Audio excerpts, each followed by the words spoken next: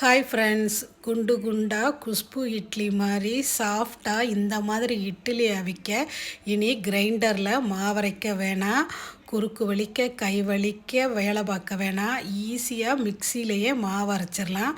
அதுக்கு இட்லி அரிசி 2 உலக்கு எடுத்திருக்கேன். இதை நல்லா கழுவிட்டு தண்ணி ஊற்றி ஊற வச்சுக்கலாம். அரிசி எடுத்த உலக்குலையே அரை உலக்கு உளுந்து எடுத்துக்கிட்டு அரை ஸ்பூன் வெந்தயம் சேர்த்து அதையும் நல்லா 2-3 தண்ணி ஊற்றி கழுவிட்டு இதை ஃப்ரிட்ஜில் வச்சு 2 மணி நேரம் ஊற வச்சு எடுத்துக்கலாம்.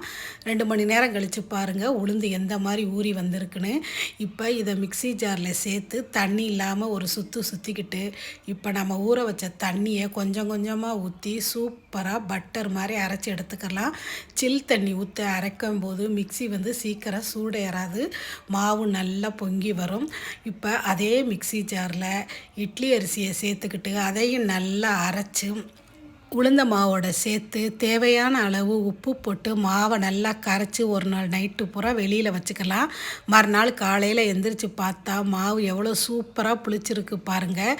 கிரைண்டரில் ஆட்டின மாவு மாதிரி நல்லா பொங்கி வந்திருக்கு. இப்போ இந்த மாவை நல்லா கலந்து இட்லி ஊற்றி எடுத்தால் சூப்பரான இட்லி ரெடி.